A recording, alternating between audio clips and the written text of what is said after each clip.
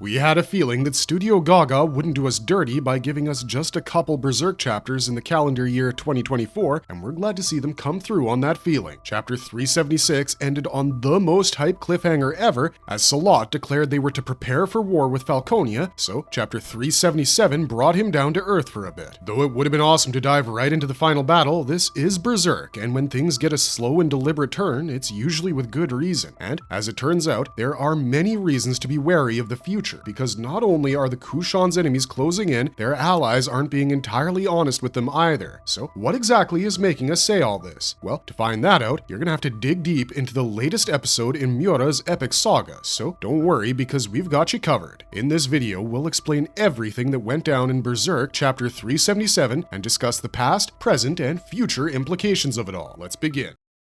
The refugees and the outlaws. Welcome to the Kushan Empire. The chapter begins with Isidro getting jump scared by a bunch of elephants on the street, which makes sense because he's only seen these animals as part of the Pishacha army that attacked Britannis. Even in a post-Ganishka world, the Kushan Empire hasn't lost its taste for embellishing all its mounts, or their elephants still have the rings and bands that made them such distinct Pishacha soldiers. He questions why demons like this are roaming around freely in a city that's supposed to be brave when Rickard points out that these are just regular elephants. You can taste the inevitability of war in the air because, for once, Isidro has a good reason to be worried. He's in a foreign land where giant beasts roam the streets and men appear to commune with poisonous snakes. Of course, his guard is going to be up, but Rickard helps him see reason and explains that elephants are actually rather docile and dependent animals. He tells the crew from the west that their common sense doesn't apply in this world given the many cultural differences between them, but they were all comrades at heart because they were all human. Isidro calms down at the mention of allies, and the rest of the gang doesn't make a sound, but Morta points out something interesting. She claims she can't feel any spirits in Kushan lands, which is odd considering they're the only military force to have employed magic in warfare. We thought they'd have a lot more free nature spirits to commune with in this part of the world, but apparently that's not the case. Morta takes it upon herself to discover why that is and takes off on her broom on a scouting mission that we think will turn out to be invaluable down the line. The latest reports suggest that Griffith's war demons are attacking the western borders of the Kushan Empire, and an aerial scout will do wonders for gauging their strength and figuring out the best spots for deployment. Before she does that, the leader of her group of mages, Guru Gedfring, issues a thanks to Rickard for helping them find a home so soon after losing the only one they'd ever known. Rickard refuses to accept it with his usual demureness, but Gedfring is insistent. He also tells his students that though they're in strange lands, Elf Island still dwells in their hearts and to never forget that. We see a few of his apprentice mages looking at Daiba's Garuda with fascination in the background, which tells us that the magic of the East and the West is finally starting to blend. Daiba seems to have gotten these mages residential permits in the Empire out of the grace of his heart, but knowing that man, things won't turn out to be so simple. As the crew heads towards a castle, Farnace gets worried about Shirke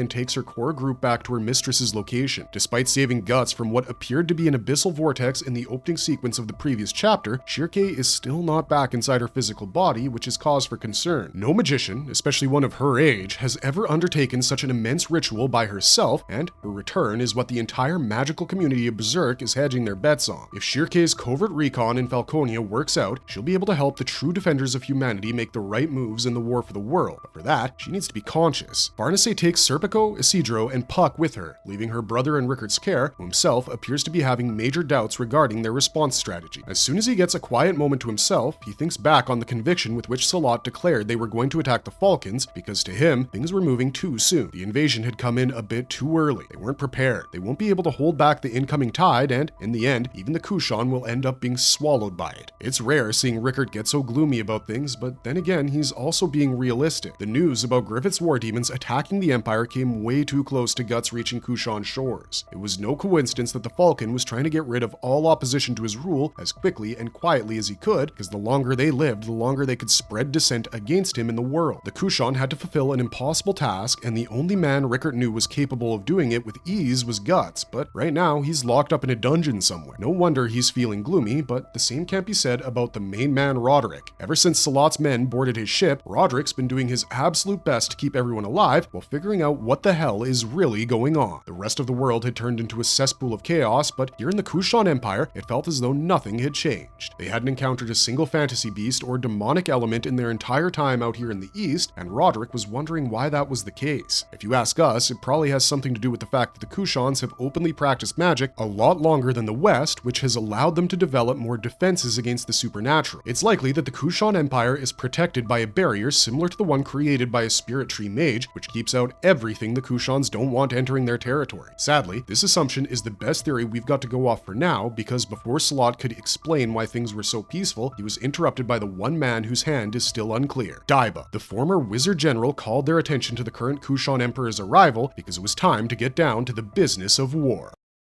Dictatorship versus Military Roundtable, the new Emperor's Council, and Daiba's Secrets. We can't believe we didn't see this coming, especially given how frequently the diverse nature of the Kushan Empire is mentioned in the series, but turns out Emperor Ganishka didn't exactly purge the leadership to take control. No, he just simply ignored their advice, keeping his council to himself and running the entire empire in the form of a military dictatorship. Thanks to his brutal nature, much of the upper brass must have just gone along with his policies to save their own skin, but now that he wasn't around, the old ways could return. That meant the return of the highest military roundtable forum in the empire as well, the Kurultai. In the real world, Kurultai was a Mongol tradition that often decided who the next great Khan of the Horde was going to be. All the major chiefs and Khans would convene in one place and fill all empty positions of power, while also deciding on the military policies of the Horde going forward. In Berserk, the Kurultai is mainly convened for the latter reason, because more often than not, the Emperor is the chairman of the round table. The Kushan Empire is not a monolithic entity, it's a vast network of multiple races and nationalities stitched together by the threads of history. The current Kushan Emperor used to be a high-ranking member of the Kurultai before his ascension. Now, he's the one who's going to decide the fate of all Kushan as a whole. This was something we didn't see coming because we thought Daiba and Silat would be the ones running the show. Perhaps we just underestimated just how patient Studio Gaga's approach to the series was going to be, because to us, the council is nothing but a distraction. With Silat and Daiba in charge, the Kushan could have gotten straight to work, but with this deliberation system, all their responses will now be slowed down. Still, after spending decades under the oppressive thumb of Ganishka, the return of a council must have been a welcome one for the Kushan people, because they all agreed that this was better than what happened before. And luckily for all of us, the current Kushan Emperor is laser focused on the coming threat. Though he is a glutton that constantly puffs on a pipe, he's aware of the fact that Falconia's main soldiers are man-eating demons, and he's determined to see the Kurultai come up with the best possible strategy to contain its power, if not eliminate it outright. Roderick looks like a fish out of water in the midst of all these Kushan faces, and he suddenly realizes that he's just as much at risk as well. Though they had no idea what happened in Falconia, the Kushan were still a mighty military power, and to them, he was still an outsider, pledged to serve in their military as a refugee soldier. That was also true for the rest of his crew, including Magnifico, so this Kurultai's decision was pretty crucial for their fates. He watched on intently as the new emperor called on Silat for a strategy moving forward, seeing as he was the only one who knew what was going on in the west, and he was also royalty. He formally convened the Kurultai thusly, and the difference between him and Ganishka is night and day. Despite looking like a tyrant, the current Kushan Emperor looks like a man of sound logic with a proper moral compass. He's focused on the threat of cannibalistic demons that might just end up eating all of his subjects. He recognizes how dangerous a line the citizens of Falconia are walking by following Griffith, and he's determined to break his hold over the world. He's nothing like Ganishka in that he's actually welcoming to Silat and is even willing to overlook his status as a Bakiraka, because as it turns out, not everyone was aware of that fact back home. We know Silat as the young master of the group of assassins that was driven out of their homeland, but his formal title is Prince of the Kushan Empire. He's a member of the previous royal family, and as such, he's got a seat at the Kurultai Roundtable. But because his tribe was condemned and driven into exile for centuries, the rest of the empire had come to see them as lowly assassins, so the emperor kept his true identity hidden. It didn't matter because as soon as the Kurultai began, Silat was exposed by the leader of the northern clan of Kushan. This man, for some reason, was hell-bent on getting the Bakiraka out of the council chamber, and initially, his words did have their intended effect. Much of the Kurultai council began whispering about Silat's background and whether he could even be part of the council, but then a general rose up in his defense. He pointed out that blaming and denouncing people was of no use when the fate of all Kushan was at stake. The need of the hour was to unite, no matter one's background, and the emperor agreed with his assessment. He stated that for too long the Kushan had been divided on political lines, and if there was ever a time to unite, it was now. If they didn't, they'd be wiped out of existence by the monsters and demons of Falconia. To counter that, they'd need access to a unified military complex, which included the Kushan. Still, all he had were rumors and hearsay to go off of, and knowing Ganishka was negligent of the old ways wasn't enough. He needed to know the full situation on the ground that led to their current circumstances, so he asked Daiba what had happened. Before he was called upon, Daiba tried warning Silat that something was wrong about this gathering, but the young master didn't care. He was focused on getting control of the Kushan main army so he could lead it into battle how he deemed fit. This makes sense given that he has the most experience out of all of them when it comes to fighting apostles, but his impatience is palpable. Daiba fills in the Kurultai on the circumstances that led to their current existential threat, but he conveniently omits his own role in it, which sends Silat's paranoia into overdrive. He's been suspicious of Daiba ever since they allied themselves after escaping Falconia because the old man doesn't speak plain, and when he does speak, he often spices the truth with dishonesty and omission. He told the Kurultai how Griffith turned Ganishka into the World Twin Tree and now rules with his corpse as his main power source, with the branches in the sky being the hands of their former leader. But he doesn't tell them how he created the Daka, the Pishacha, and the man-made Behelit,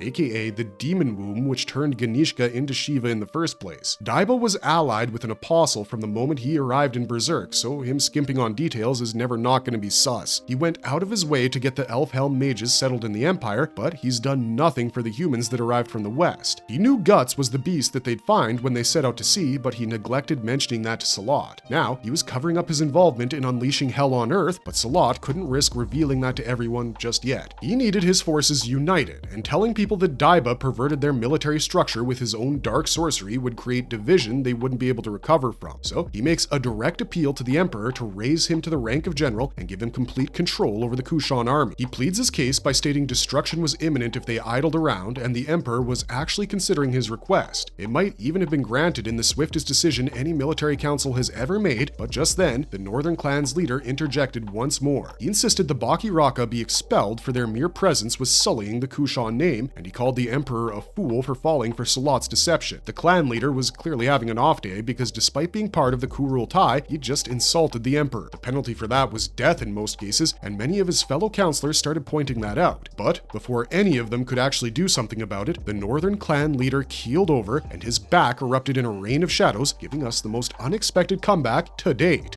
The return of the prodigal son and a lurking beast in black. Preview of Rakshas vs. Guts. When Rickert, Silat, Erica, and Daiba escaped from Falconia, we had one question on our minds. What happened to Rakshas? The Demon Search and Destroy unit's commander had taken it upon himself to assassinate Rickert for striking his leader and exposing his weakness in front of his followers. He attempted to kill him twice, both times being thwarted by Kushan intervention. The first time, it was Silat and his Tapasa who managed to repel Rakshas by exploiting his eccentricity, and the second time, it was Daiba and Rickert used the Garudas and a bazooka in conjunction to blast the chasing apostle out of the sky. The four then flew to the Kushan Empire and set themselves up with their current lives. But Rakshas wasn't seen again, even when we went to Falconia. For a brief time, we considered the possibility that he might just be dead, because many apostles have died thanks to being blasted in the series, but then that wouldn't justify his position in Griffith's army. All of his war demon captains are apostles that have ascended beyond their baser companions. Their powers made them nigh undefeatable, and Rakshas is one of them. A single missile blowing him to Kingdom Come would have damaged him heavily, but it wouldn't have killed him, which we briefly addressed in our what would be a good ending for Berserk video. Well, turns out last moment contemplations ring truer than theories you've worked on for years, because Rakshas was alive. He'd just disguised himself by possessing the northern clan leader's body. Our best guess is that when Rickert blew him out of the sky, he came close to dying, but survived thanks to his inherent nature. Once he did, he realized where they'd be headed, given the members of their group, and that he had the perfect opportunity to ambush them. Rakshas must have infiltrated the Kushan Empire shortly after the incident with Rickert, and once he got there, all he had to do was use the shadows to conceal his presence. There was no one with a band of sacrifice in the Empire at that point, so he could select his target for possession freely, and he settled on a known Baki Raka dissenter in the northern clan leader. This explains why he was so eager to get rid of Silat during the Kurultai, because the last time Rakshas had fought the young master, things didn't really go well for him. Silat had improved his fighting skills to the point that he could pick out his real head from his fluidic body and injure it, something no one else had managed to do. If Silat stuck around for too long, then it would ruin his entire plan, because the only reason he would be in an enemy war council is to eliminate said war council. The easiest way to win a war is to end it before it begins, and the easiest way to do that is to kill all the leaders of its army. Griffith has been consistently targeting the leaders of all those who stand in his way, be they humans or monsters, because he knows killing them makes what comes next a whole lot easier. Rakshas was the perfect assassin thanks to his ability to merge with the shadows, so when Griffith realized that the Kushan were going to oppose him, he sent the man most suited for the job to tend to it. When he couldn't get Silat out of the room, Rakshas gave up on using words to convince people and came bursting out of the northern clan leader's back. As long as he was concealed within his body, his ode was concealed from all magic users because technically he wasn't an apostle anymore. But the moment he emerged, all skilled magic users' ode detectors went through the roof, and Daiba realized a little too late there was an apostle among them. Rakshas emerged in his fully manifested form, sporting two masks, his original and the one that Rickert blew up, with both of them leaking blood. Perhaps this indicates that he still hasn't fully recovered from his last fight with a Kushan, and we really hope that's the case. Silat and his Tapasa are about the only people that can fight him on near equal terms in that room. There's also Daiba, of course, but as we've learned throughout the Eastern Exile arc, it's better not fully trusting that guy because of his secrets. The only man that can be relied upon to defeat this apostle is currently unarmed and fettered to a stone wall in a dungeon, but Rakshas's arrival might change that dramatically. Silat and Daiba weren't the only ones who detected a disturbance in the flow of ode as soon as Rakshas manifested. Farnace, whose magical abilities have been growing exponentially since Elfhelm, felt the presence of an apostle as well, and she has seemingly decided to get the one guy suited for the job. We see her keeping watch over Shirke with Puck, Ivalira, Serpico, Isidro, and Morda, and we see them all get startled when Farnace runs out of the room. The next pages show her thinking that she'll have to take care of this quickly, and then the panels shift to a bleeding brand of sacrifice and Guts getting that murderous look in his eye. It's classic foreshadowing, but it's clear that Farnace is about to let the Black Swordsman loose upon the Black Robe of Death. Guts versus Rakshas will be an interesting fight to say the least, especially considering the fact that the Kushan still don't know what to make of him, but it will serve as a definite pivot point moving forward. Rakshas is deep in enemy territory and he holds a favorable position right now, but his escape is just as unlikely if he gets caught. And if Guts is the one who corners him, then he'll probably die before he even gets a shot at killing Griffith. He might have walked into this thinking he's brilliant, but he's just as likely to feel like a fool once all is said and done. We're saying this because if Griffith's war demons are at the western border and Rakshas is in the capital, then the Kushan can get trapped between two forces if they aren't careful. The sky paths are open for traversal, and the Rakshas will be the least of their worries if Griffith decides to use them to land in the heart of Kushan country. As unstable as he might be, Guts is their best bet at surviving this apostle assassin, so we're extremely grateful that Berserk is coming back with another chapter real soon. The last cliffhanger wasn't as tough to deal with because it at least was a blatant setup. Now that we're in the thick of things, we want to see at least the opening act of Guts v Rakshas, because that will keep us satisfied till 2025 comes around. Marvelous verdict! And speaking of endings, that's all we've got for you guys on this one. Let us know your thoughts on chapter 377 in the comments, and be sure to like, share, and subscribe for more Berserk content. This is Wizard Wheezy signing off for now, but you can always find me on Twitch, and we'll see you guys soon. So keep on struggling, strugglers.